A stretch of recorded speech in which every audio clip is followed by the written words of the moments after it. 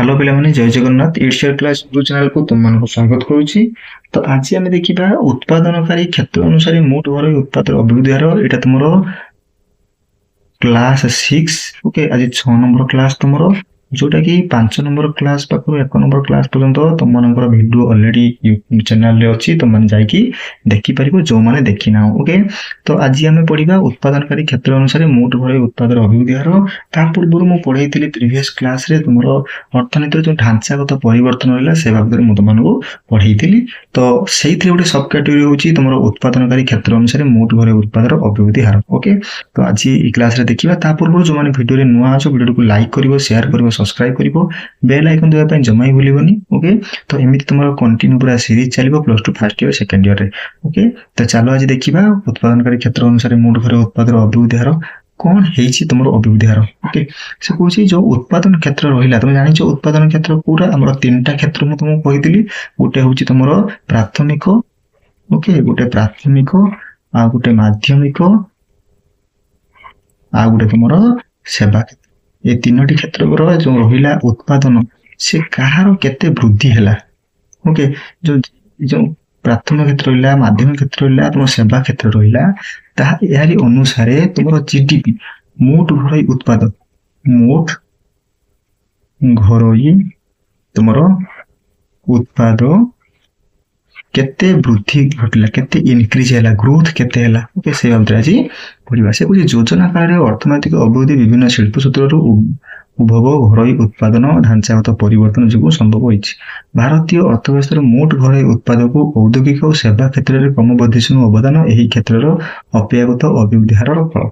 से कौन तुम जो रहा औद्योगिक क्षेत्र और सेवा क्षेत्र जोटा कि माध्यमिक क्षेत्र और सेवा क्षेत्र तारी जो वृद्धि है जहाँफल तुम कौन है जो मोट घर उत्पाद धीरे धीरे वृद्धि है। कृषि क्षेत्र में कम ह्रासमान अवदान तार अपेक्षाकृत निम्न अभिवृद्धि हार परिमाण से जो कृषि क्षेत्र में तुम कौन है जो ह्रास है जो ह्रास है सी कौन तार अपेक्षाकृत निम्न अभिवृद्धि हार परिमाण ओके।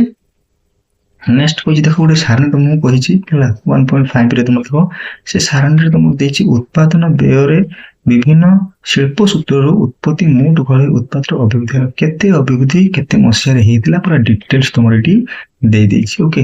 डिटेल्स तुम दे देख ये तुम कृषि देछि तुम माध्यमिक क्षेत्र देछि तुम सेवा क्षेत्र देछि केते वृद्धि है कौन जगह भल से देखा जाऊना ओके।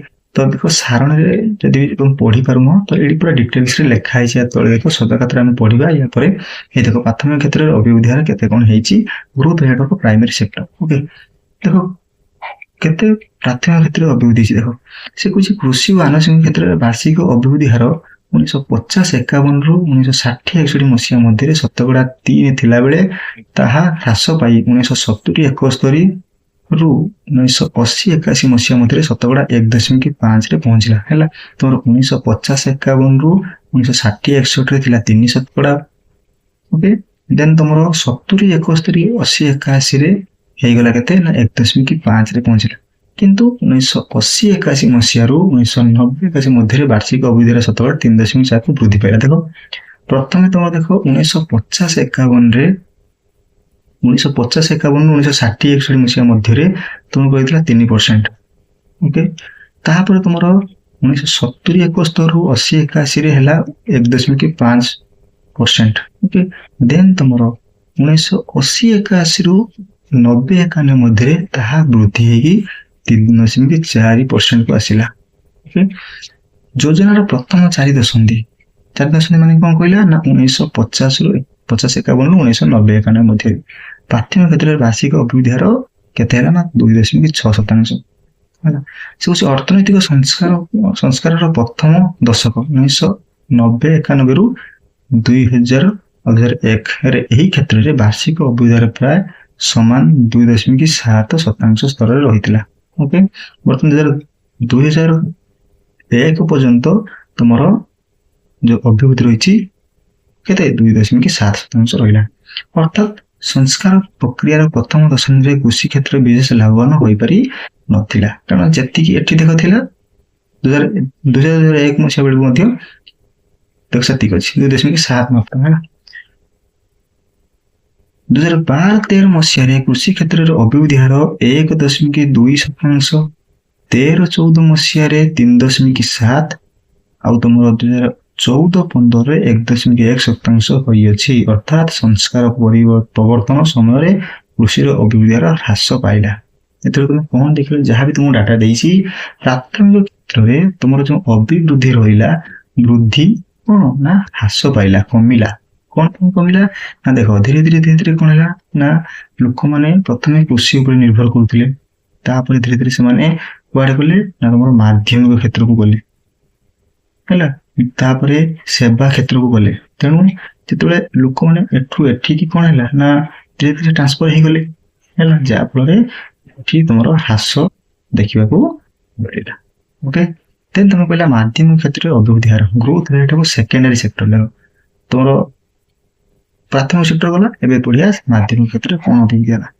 ମାଧ୍ୟମିକ କ୍ଷେତ୍ରରେ ବାର୍ଷିକ ଅଭିବୃଦ୍ଧି ହାର 1950-51 ମସିହାରୁ 1980-81 ମଧ୍ୟରେ ପର୍ଯ୍ୟନ୍ତ ହ୍ରାସ ପାଇଥିଲେ, 1980-81 ଦଶକରେ ଏହା ଊର୍ଧ୍ୱଗାମୀ ହେଲା।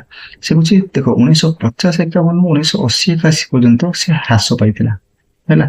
ଦେନ୍ ତାପରେ 1980-81 ରୁ ସିଏ ବଢିବାରେ ଲାଗିଲା। ଯୋଜନାର ପ୍ରଥମ 4 ଦଶକ 1950-51 ମସିହାରୁ 1990-91ରେ ମାଧ୍ୟମିକ କ୍ଷେତ୍ରରେ ବାର୍ଷିକ ଅଭିବୃଦ୍ଧି ହାର ଶତକଡ଼ା 5.6 ହୋଇଅଛି, ଯାହାକି ସେହି ସମୟସୀମା ମଧ୍ୟରେ ପ୍ରାଥମିକ କ୍ଷେତ୍ରରେ ବାର୍ଷିକ ଅଭିବୃଦ୍ଧି ହାର 2.6ର 2 ଗୁଣ ଅଧିକ।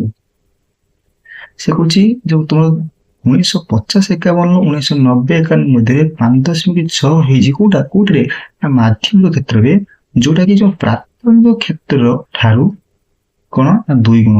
କାରଣ ପ୍ରାଥମିକ କ୍ଷେତ୍ରରେ କେତେ ହେଇଥିଲା, 2.6 ହେଇଥିଲା, କିନ୍ତୁ ଏଠି 5.6, ତେଣୁ ପାଖାପାଖି 2 ଗୁଣ ଅଧିକ। ପୁନଶ୍ଚ ସଂସ୍କାର ପ୍ରକ୍ରିୟାର ପ୍ରଥମ ଦଶକ 1990-91 ରୁ 2000-2001 ମଧ୍ୟରେ ଔଦ୍ୟୋଗିକ କ୍ଷେତ୍ରରେ ବାର୍ଷିକ ଅଭିବୃଦ୍ଧି ହାର 6.8%, ଯୋଉଟା କି ଉତ୍ସାହଜନକ ହୋଇଅଛି।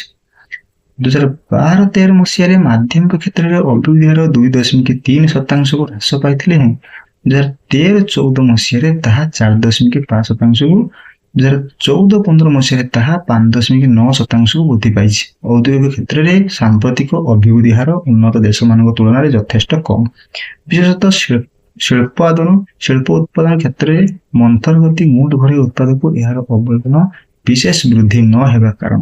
ଅର୍ଥାତ୍ ଶିଳ୍ପ ଉତ୍ପାଦନ କ୍ଷେତ୍ରରେ ମନ୍ଥର ଗତି ଭାରତୀୟ ଅର୍ଥବ୍ୟବସ୍ଥାର ଢାଞ୍ଚାଗତ ପରିବର୍ତ୍ତନ ମନ୍ଥର ହେବାର ମୁଖ୍ୟ କାରଣ। ଦେଖ ସେ କଣ କହିଲା, ସେ କହିଲା ଦେଖ, ଯୋଉ ଆମର ମାଧ୍ୟମିକ କ୍ଷେତ୍ରରେ କଣ ହେଇଥିଲା ନା ମାଧ୍ୟମିକ କ୍ଷେତ୍ରରେ ଯୋଉ ବୃଦ୍ଧି ହେଲା ସେଟା ଏତେ ସ୍ପିଡି ହେଇନଥିଲା, ହେଲା। ସେ କଣ ଥିଲା ନା ମନ୍ଥର ଗତିରେ ଧୀରେ ଧୀରେ ଇନକ୍ରିଜ ହେଲା, ଯାହାଫଳରେ ତମର ଯେତେବେଳେ ମାଧ୍ୟମିକ କ୍ଷେତ୍ରରେ ଧୀରେ ଧୀରେ ଇନକ୍ରିଜ ହେଲା, ତମର ଯୋଉ ଢାଞ୍ଚାଗତ ପରିବର୍ତ୍ତନ ମଧ୍ୟ ମନ୍ଥର ହବ କି ନାହିଁ, ଢାଞ୍ଚାଗତ ପରିବର୍ତ୍ତନ ମଧ୍ୟ ମନ୍ଥର ହେଲା, ବୁଝିହେଲା। ତେଣୁ ସେ କହୁଛି ତମର କଣ ହେଲା, 2014-15ରେ ଆମେ ଦେଖିଲେ 5.9, ଏହା ଏତେ ବେଶୀ ବୃଦ୍ଧି ହେଇନି, କିନ୍ତୁ 1950-51 ମସିହା ଅପେକ୍ଷା ଦେଖ ତମର ବୃଦ୍ଧି ହେଇଛି, ବୁଝିହେଲା। ସେ କହୁଛି ମନ୍ଥର ହବ, ଧୀରେ ଧୀରେ ଚାଲିଲା। ମାଧ୍ୟମିକ କ୍ଷେତ୍ର ଧୀରେ ଧୀରେ ଅଭିବୃଦ୍ଧି ହେଲା, କଣ ହବ ନା ତମର ଏ ଯୋଉ ଢାଞ୍ଚାଗତ ପରିବର୍ତ୍ତନ ମଧ୍ୟ ମନ୍ଥର ହେଲା। ଶିଳ୍ପ ଉତ୍ପାଦନ କ୍ଷେତ୍ରରେ ଅଭିବୃଦ୍ଧି ହାର ମନ୍ଥର ହେବାର ବହୁତ କାରଣ ଅଛି। କଣ ସେ କାରଣ ହେଲା, ମନ୍ଥର କାହିଁକି ହେଲା, ଶିଳ୍ପ ଉତ୍ପାଦନ ଯୋଉ ମାଧ୍ୟମିକ କ୍ଷେତ୍ର ହେଲା ସେଟା ମନ୍ଥର କାହିଁକି ହେଲା। ସେ ପ୍ରଥମତଃ କହିଲା କଣ ନା, ପ୍ରଥମତଃ ଭାରତର ଅର୍ଥନୈତିକ ଭିତ୍ତିଭୂମି ପର୍ଯ୍ୟାପ୍ତ ନୁହେଁ। ଭାରତର ଅର୍ଥନୈତିକ ଯୋଉ ଭିତ୍ତିଭୂମି ପର୍ଯ୍ୟାପ୍ତ ନୁହେଁ। ଦ୍ୱିତୀୟତଃ କହିଲା, ଏଠାରେ ବିକାଶ ପ୍ରକ୍ରିୟାକୁ ତ୍ୱରାନ୍ୱିତ କରିବା ନିମନ୍ତେ ଭାରୀ ତଥା ପୁଞ୍ଜି ସଂଘନ ଶିଳ୍ପ ମାନଙ୍କ ଉପରେ ଗୁରୁତ୍ୱ ଦିଆଯାଇଛି, ହେଲା। ଏଠି କଣ ହଉଛି ନା ଭାରୀ ତଥା ପୁଞ୍ଜି ସଂଘନ ଶିଳ୍ପ ମାନଙ୍କ ଉପରେ ଗୁରୁତ୍ୱ ଦିଆଯାଇଛି, ହେଭି ଇଣ୍ଡଷ୍ଟ୍ରି ଉପରେ ଗୁରୁତ୍ୱ ଦିଆଯାଇଛି। ସେମାନଙ୍କର ପୁଞ୍ଜି ଉତ୍ପାଦ ଅନୁପାତ, କ୍ୟାପିଟାଲ ଆଉଟପୁଟ ରେସିଓ ତଥା ପ୍ରକ୍ରିୟାବଧି ହେଲା ଅଧିକ, ସୁତରାଂ ଏ ସମସ୍ତ ଶିଳ୍ପରେ ଉତ୍ପାଦ ପ୍ରଭାବ ପୁନଶ୍ଚ ନିବେଶ ସକାଶେ ଅନୁସୂତ ହୋଇଥିବା ପରିବେଶ ତଥା ସମଷ୍ଟିଗତ ଅର୍ଥନୀତି ଅନୁକୂଳ ନୁହେଁ। ଅବଶ୍ୟ ସଂସ୍କାର କାର୍ଯ୍ୟକ୍ରମ ହାତକୁ ନେଲା ପରେ ଭାରତରେ ଔଦ୍ୟୋଗିକ କ୍ଷେତ୍ରରେ ଅଭିବୃଦ୍ଧି ହାରକୁ ଊର୍ଧ୍ୱଗାମୀ କରିବା ଉପରେ ଗୁରୁତ୍ୱ ଆରୋପ କରାଯାଇଅଛି, ବୁଝିହେଲା। କଣ ପାଇଁ ତମର ଯୋଉ ମାଧ୍ୟମିକ କ୍ଷେତ୍ରରେ ଏଇଟା ମନ୍ଥର ହଉଛି, ପ୍ରଥମତଃ ଭିତ୍ତିଭୂମି ନାହିଁ, ଦ୍ୱିତୀୟ କହିଲା ହେଭି ଇଣ୍ଡଷ୍ଟ୍ରି ଉପରେ ଗୁରୁତ୍ୱ ଦିଆହେଲା, ହେଲା। ସେମାନଙ୍କର ଯୋଉ ପୁଞ୍ଜି ସେମାନଙ୍କ ଯୋଉ ପୁଞ୍ଜି ଉତ୍ପାଦ ଅନୁପାତ ତା ପକ୍ୱାନୁବୋଧୀରେ ଅଧିକ। ବୁଝିହେଲା? ଯୋଉ କ୍ୟାପିଟାଲ ଆଉଟପୁଟ ରେସିଓ ସେଟା କଣ ହେଲା ନା ତାଙ୍କର ଅଧିକ ହେଲା, ଯୋଉଥିପାଇଁ କଣ ହେଲା ନା ମନ୍ଥର ଦେଖାଦେଲା। ବୁଝିହେଲା? ଦେନ୍ ତମର କଣ କହିଛି ନା ସେବା କ୍ଷେତ୍ରରେ ଅଭିବୃଦ୍ଧି। ସେବା କ୍ଷେତ୍ରରେ କଣ ଅଭିବୃଦ୍ଧି ହେଲା ଦେଖ, ସେ କହୁଛି 1950-51 ମସିହାରୁ ସେବା କ୍ଷେତ୍ରରେ ଅଭିବୃଦ୍ଧି ହାରକୁ ନିରବଚ୍ଛିନ୍ନ ଭାବରେ ଊର୍ଦ୍ଧ୍ୱଗାମୀ ହେବାର ସୂଚନା ମିଳୁଛି। 1950-51ରୁ ଊର୍ଦ୍ଧ୍ୱଗାମୀ ହେଇଛି। ଆମେ ଦେଖିଥିଲେ ମାଧ୍ୟମିକ ସେକ୍ଟର ଥିଲା 1990-91 ପରେ ତୁମର ବୃଦ୍ଧି ହେବାର ଲାଗିଲା, କିନ୍ତୁ ଏଠି ତୁମର 1950-51ରୁ ସେବା କ୍ଷେତ୍ରରେ ଅଭିବୃଦ୍ଧି ହାର ନିରବଚ୍ଛିନ୍ନ ଭାବେ ଚାଲିଲା। ଯୋଜନାର ପ୍ରଥମ 4 ଦଶନ୍ଧି 1950-51ରୁ 1990-91 ମଧ୍ୟରେ ହାରାହାରି ବାର୍ଷିକ ଅଭିବୃଦ୍ଧି ହାର 5.1ରେ ସୀମିତ ଥିଲାବେଳେ ସଂସ୍କାର ପ୍ରକ୍ରିୟାର ପ୍ରଥମ ଦଶକ 1990-91ରୁ 2001ରେ ଏହା ଦ୍ରୁତ ଗତିରେ ବୃଦ୍ଧି ପାଇ 7.5% ହୋଇଛି। ବୁଝିହେଲା? ସେ କହୁଛି 1950-51ରୁ 1990-91 ମଧ୍ୟରେ 5.1 ବୃଦ୍ଧି ହେଲା ଶତକଡ଼ା। ତାପରେ କହିଲା 1990-91ରୁ 2001 ମସିହା ମଧ୍ୟରେ ତାହା 7.5 ହେଲା। ଦେଖ ବଢିଲା 5.1ରୁ 7.5 ବଢିଛି କି ନାହିଁ। 2012-13 ମସିହାରେ ସେବା କ୍ଷେତ୍ରରେ ଅଭିବୃଦ୍ଧି ହାର 8 ପାଇଲା, ଥିଲା 7.5, 2012-13ରେ 8 ଶତକଡ଼ା ହେଲା। 2013-14ରେ 9.1%, ପୁନଶ୍ଚ 2014-15ରେ 10.6%କୁ ବୃଦ୍ଧି ପାଇଲା। ଦେଖ ସେଠି ତମର ଯୋଉ ଗୋଟେ ସାରଣୀ ଦେଇନଥିଲେ କି, ସାରଣୀ ଭିତରେ ଏଇ କଥା ହିଁ ଲେଖା ହେଇଛି। ସେଥିରେ ପୁରା ଏକୁ କରିକି ଲେଖା ହେଇଛି, ପୁରା ତମର ଡାଟା ବାଇ ଡାଟା ଦେଇକି ଲେଖା ହେଇଛି। ଏଠି ତମକୁ ତାକୁ ଅକ୍ଷରରେ ଲେଖିଛି। ବୁଝିଗଲା?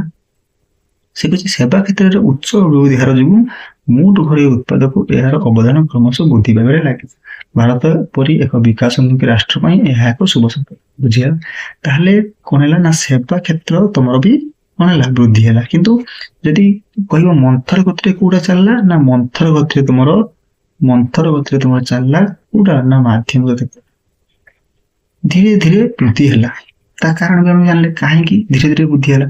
କିନ୍ତୁ ତୁମର ସେବା କ୍ଷେତ୍ର ନିରବଚ୍ଛିନ୍ନ ରୂପେ ବୃଦ୍ଧି ହେବାରେ ଲାଗିଲା, କୌଣସି ପ୍ରତିବନ୍ଧକ ହେଲା ନାହିଁ। ବୁଝିପାରୁଛ ତ? ଦେନ୍ କହିଲା ଭାରତୀୟ ଅର୍ଥବ୍ୟବସ୍ଥାର ଢାଞ୍ଚାଗତ ପରିବର୍ତ୍ତନ ମୂଲ୍ୟାୟନ। ତ ମୂଲ୍ୟାୟନ ଆମେ କେମିତି କାଢିବା? ଭାରତୀୟ ଅର୍ଥବ୍ୟବସ୍ଥାର ଢାଞ୍ଚାଗତ ପରିବର୍ତ୍ତନ ଯୋଉ ମୂଲ୍ୟାୟନ ଆମେ କେମିତି କରିବା? ଦେଖ, ଭାରତୀୟ ଅର୍ଥବ୍ୟବସ୍ଥାର ମୋଟ ଘରୋଇ ଉତ୍ପାଦକୁ ବିଭିନ୍ନ କ୍ଷେତ୍ରରେ ଅବଦାନ ସମ୍ପର୍କରେ ଉପଯୁକ୍ତ ଆଲୋଚନାର ବିକାଶ ପ୍ରକ୍ରିୟାରେ ଏହାର ଢାଞ୍ଚାଗତ ପରିବର୍ତ୍ତନ ଏକ ସବିଶେଷ ଚିତ୍ର ମିଳିପାରୁଛି। ଆଲୋଚନାର ସାରମର୍ମ ହେଲା କୃଷିର ଅବଦାନ ହ୍ରାସ। ଦେଖ କଣ ସାରମର୍ମ? କୃଷିର ଅବଦାନ ହ୍ରାସ ପାଇଥିଲା ବେଳେ ଔଦ୍ୟୋଗିକ ମାଧ୍ୟମ କ୍ଷେତ୍ର ତଥା ସେବା କ୍ଷେତ୍ର ଅବଦାନ ବୃଦ୍ଧି ପାଇଛି। ବୁଝିଲା? ଭାରତୀୟ ଅର୍ଥବ୍ୟବସ୍ଥାରେ ଏହି ଧାରା ଉନ୍ନତ ରାଷ୍ଟ୍ର ମାନଙ୍କର ସଂଘଟିତ ହୋଇଥିବା ପରିବର୍ତ୍ତନର ଧାରା ସହ ସଙ୍ଗତ ହେବାର ଅନୁଭବ କରାଯାଇଛି। ଓକେ, ଅବଶ୍ୟ ଉନ୍ନତ ରାଷ୍ଟ୍ର ମାନଙ୍କର ଭାରତୀୟ ଅର୍ଥନୈତିକ ବ୍ୟବସ୍ଥା ତୁଳନାରେ ମୋଟ ଜାତୀୟ ଉତ୍ପାଦକ କୃଷିର ଅବଦାନ ଯଥେଷ୍ଟ କମ୍। ସେ କଣ କହିଲା? ସେ କହୁଛି ଯୋଉମାନେ ଉନ୍ନତ ବିକଶିତ ଯୋଉ ରାଷ୍ଟ୍ର ରହିଲେ, ଉନ୍ନତ ରାଷ୍ଟ୍ର ରହିଲେ, ସେମାନଙ୍କ ତୁଳନାରେ ଯୋଉ ଭାରତର ଅର୍ଥନୈତିକ ଅଭିବୃଦ୍ଧି ହେଲା ତାହା ବହୁତ କମ୍ ଓ ଔଦ୍ୟୋଗିକ ତଥା ସେବା କ୍ଷେତ୍ରରେ ଅବଦାନ ଯଥେଷ୍ଟ ଅଧିକ ହେଲା। ସେ କହୁଛି ଯୋଉ ଉନ୍ନତ ରାଷ୍ଟ୍ର ମାନଙ୍କର ଯୋଉ ଭାରତୀୟ ଅର୍ଥନୈତିକ ବ୍ୟବସ୍ଥା ତୁଳନାରେ ମୋଟ ଜାତୀୟ ଉତ୍ପାଦକୁ କୃଷିର ଅବଦାନ ଯଥେଷ୍ଟ କମ୍। କୃଷିର ଅବଦାନ ଆମେ ଦେଖିଲେ ଯଥେଷ୍ଟ କମ୍, ଔଦ୍ୟୋଗିକ ଆଉ ସେବା କ୍ଷେତ୍ରରେ ଯଥେଷ୍ଟ ଅଧିକ। ସୁତରାଂ ଏହି ସମସ୍ତ ଆଲୋଚନାରେ ସ୍ପଷ୍ଟ ଯେ ଭାରତ ବର୍ଷରେ ଢାଞ୍ଚାଗତ ପରିବର୍ତ୍ତନ ଏକ ଧାରା ପ୍ରଭାବିତ ହୋଇଯାଇଛି।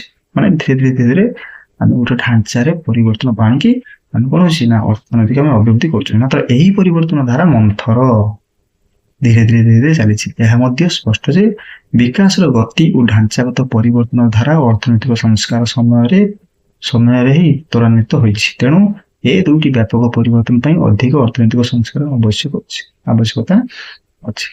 ସେ କହିଲା ଉପରୋକ୍ତ ଆଲୋଚନାର ଜଣାଯାଏ ଯେ ଅର୍ଥନୈତିକ ବିକାଶ ଘଟିଲେ ଢାଞ୍ଚାଗତ ପରିବର୍ତ୍ତନ ହୋଇଥାଏ। ଅର୍ଥନୈତିକ ବିକାଶ ହେବା ସଙ୍ଗେ ସଙ୍ଗେ ମୋଟ ଘରୋଇ ଉତ୍ପାଦକ କୃଷି କ୍ଷେତ୍ରରେ ଅବଦାନ ହ୍ରାସ ପାଇଥାଏ ଏବଂ ଶିଳ୍ପ ତଥା ସେବା କ୍ଷେତ୍ରରେ ଅବଦାନ ବୃଦ୍ଧି ପାଇଛି। ଢାଞ୍ଚାଗତ ପରିବର୍ତ୍ତନ ହେବା ସଙ୍ଗେ ସଙ୍ଗେ ବୃତ୍ତିଗତ ଢାଞ୍ଚାରେ ମଧ୍ୟ ପରିବର୍ତ୍ତନ ଘଟିଥାଏ। ସୁତରାଂ ଢାଞ୍ଚାଗତ ପରିବର୍ତ୍ତନ ଓ ବୃତ୍ତିଗତ ଢାଞ୍ଚାର ପରିବର୍ତ୍ତନ ଅର୍ଥନୈତିକ ବିକାଶର ଫଳ ଏବଂ ସେମାନଙ୍କ ସମ୍ପର୍କରେ ନିବିଡ଼। ସେ କହୁଛି ଢାଞ୍ଚାଗତ ପରିବର୍ତ୍ତନ ଓ ବୃତ୍ତିଗତ ଢାଞ୍ଚାର ପରିବର୍ତ୍ତନ ମଧ୍ୟରେ ଅତ୍ୟନ୍ତ ନିବିଡ଼ ସମ୍ପର୍କ ଥିବାରୁ ବୃତ୍ତିଗତ ଢାଞ୍ଚାର ଅର୍ଥ ଏବଂ ଏବଂ ଭାରତବର୍ଷରେ ଯୋଜନା କାଳରେ ଅର୍ଥନୈତିକ ବିକାଶ ତଥା ଢାଞ୍ଚାଗତ ପରିବର୍ତ୍ତନ ହେବା ସଙ୍ଗେ ସଙ୍ଗେ ବୃତ୍ତିଗତ ଢାଞ୍ଚାରେ କିଭଳି ଭାବରେ ପରିବର୍ତ୍ତନ ହୋଇଛି ତାହା ଆଲୋଚନା କରିବା ଆବଶ୍ୟକ। ତେଣୁ ଆମେ ଏବେ ଦେଖିବା ତୁମର ମନରେ କ୍ୱେଶ୍ଚନ ଆସୁଥିବ ଯେ ଏଇ ଯୋଉ ଢାଞ୍ଚାଗତ ପରିବର୍ତ୍ତନ ଆଉ ରହିଲା ବୃତ୍ତିଗତ ଢାଞ୍ଚାର ପରିବର୍ତ୍ତନ। ଆମେ ଦେଖିଲେ ଢାଞ୍ଚାଗତ ପରିବର୍ତ୍ତନ ଷ୍ଟ୍ରକ୍ଚରାଲ ଚେଞ୍ଜ ଦେଖିଲେ, ଏବେ ଦେଖିବା ତମର ବୃତ୍ତିଗତ ଢାଞ୍ଚା। କଣ ବୃତ୍ତିଗତ ଢାଞ୍ଚାରେ ପରିବର୍ତ୍ତନ ତମ ଅର୍ଥନୀତିରେ ହେଇଛି। ଓକେ।